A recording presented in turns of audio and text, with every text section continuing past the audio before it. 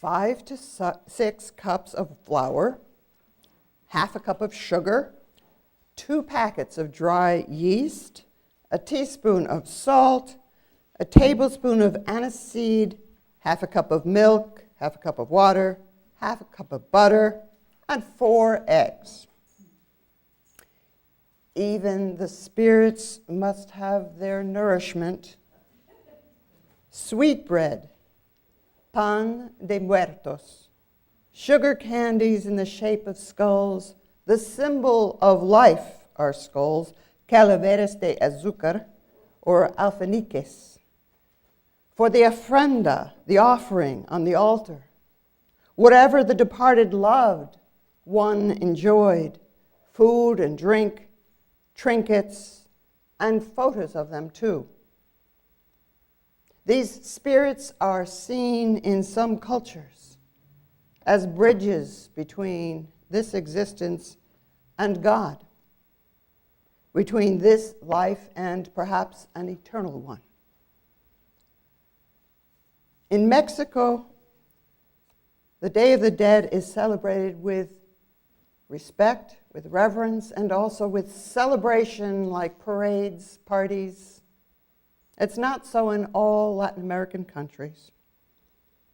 Ancient Mesoamericans, mostly southern Mexico and Central America to about Costa Rica, Mesoamericans that occupied that area before the Spanish showed up would have celebrations at different times of the year for the natural unfolding of life in nature, in their families. It was all out of respect for the natural cycle of life. And when the conquistadores came and the Catholic priests came, as the story goes, well, you know some of what happened there.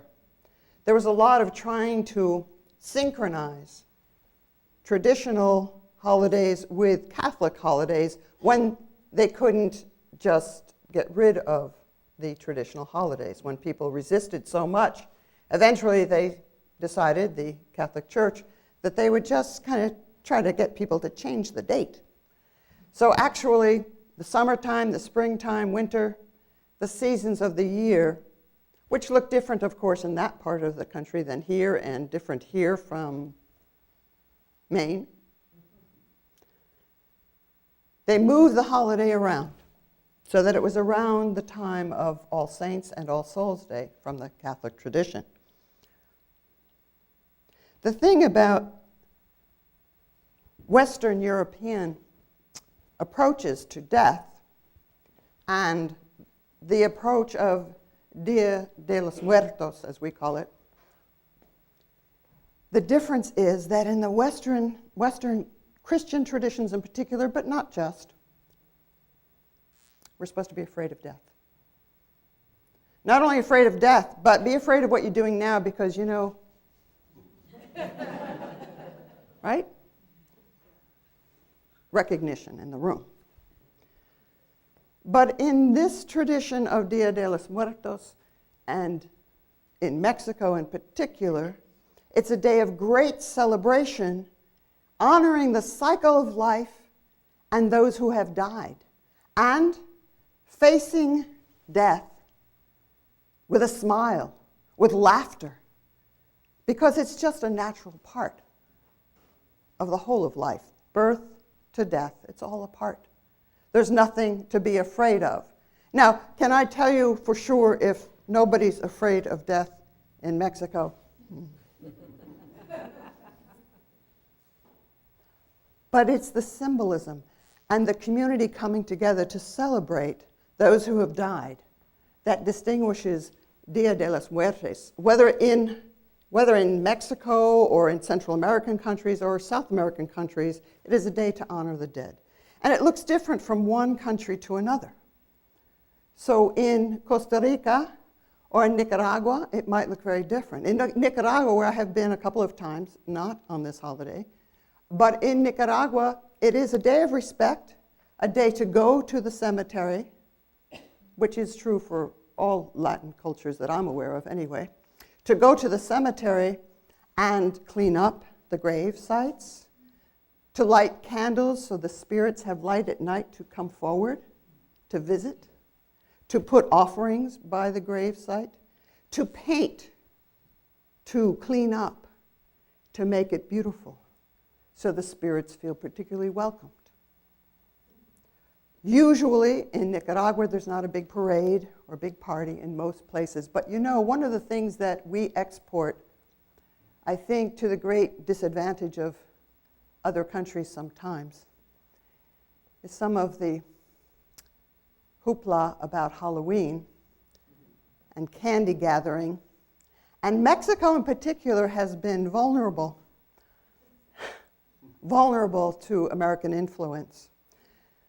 More than 30, 35 years ago, the Mexican government had NASA, I'm sure they paid dearly for it, had NASA put a satellite up in the sky so that they could do what?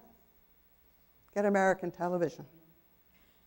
So now you have, especially in Mexico, and I was there not long ago, as many of you know, you can tune into just about any American show, American commercials, American exceptionalism. And so the holiday in Mexico has some elements of change. Not disrespect, there's still the altars, there's still the sweets, there's still the respect of going to the cemetery and honoring the dead and cleaning up their gravesite. That sort of thing is still pronounced. But there's different kinds of costumes now. In some of the big cities, in Mexico City, for example. In San Miguel de Allende, where I was, which has a large American expat community. Little by little, we have exported some of the Halloween festivities, which isn't necessarily a bad thing until it starts to take away from the honoring. And I'm not saying it has, but I think that there's a lot to pay attention to when we export what we do and who we are. Our products, if you will. When I think about Kay Jorgensen, who I honored earlier, did you know she was the co-founder of the Faithful Fools? A number of you know that. Do you know what she did before she was with the Faithful Fools? She was a mime. She was a mime before she became a minister. She was a Unitarian Universalist minister, but first and foremost, she was a mime and a clown. She had a persona, Asgard, and for all the Asgard's feasts, which are still annual events, which are community building and somewhat fundraising, she would turn into Asgard. Now, Asgard was more of a clown figure and so spoke. But she would also use her mime skills and mime. And when I think of how she dressed, even when she spoke, she didn't say a lot. But I think about how she dressed as her character Asgard and as a mime, and I think in some ways she wasn't meaning to do it, I don't think. But she kind of echoed the dress of the Day of the Dead. Black with white face and sometimes some elaborate decoration around the eyes, not all the time. And so I think of that when I think of her and I think of this holiday and I think of her passing this year. She was a very dear person who said a lot with few words. How many of you ever met Kay? Yeah, some of you. Our youth still go through the program of going down to the Tenderloin in San Francisco and having a day-long street retreat. They go out into the community without their cell phones, at least we try to relieve them of them. And without money, although we don't always succeed. And walk in pairs with an adult following not far behind and experience life on the streets of the Tenderloin. And some of you maybe weren't aware that our youth participate, but they do.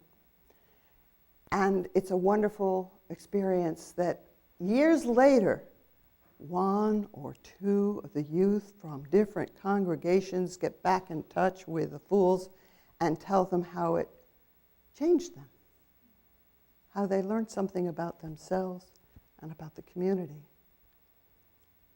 And Kay did all of this work with very few words. And when it came to cultural difference, well, I went to Nicaragua the first time with Kay, and we celebrated with the people that we visited, whatever they were celebrating. It wasn't our holiday, it wasn't my holiday, but we're there having a cross-cultural experience. We didn't go into it and say, this is nice, but I'm going to change this part of it. Let's do it my way. Let's do it. No, we were guests and we were learning and we were experiencing something that even, whether theologically from a different place, certainly culturally from a different place, we could be there and be present and enjoy. It's just like the choir here. The choir here sings not for themselves. No choir in a congregation sings for themselves. Sure, people sing because they enjoy song and they enjoy singing. I love to sing. Want to hear a few? No. Maybe some other time. But that's not what church choirs are about. They're about being here for the community that is here and the community that isn't here yet. And so when songs come up, we have to think twice or thrice about changing the words of songs. There is a choir director in, I guess he's in Michigan, in Ann Arbor.